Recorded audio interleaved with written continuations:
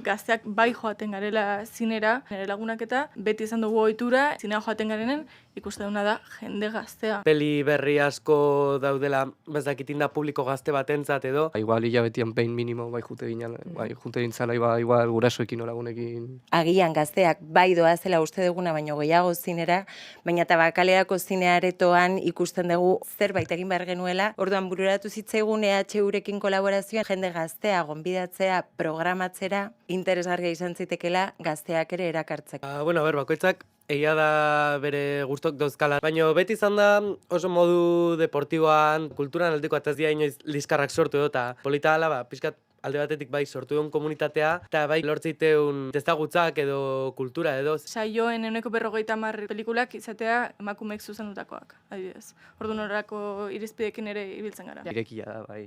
Baina, bueno, ikaslea izan da bai, dakazula bentaja, sarrera doainik dela, orduan erakargarriagoa da. Eztabaida da zeharo informala, juten gara Los Riojanos dituko taberna batera, eta hor egoten gara komentatzen, baina ez dago moderatzailerik edozinek aldu parte hartu.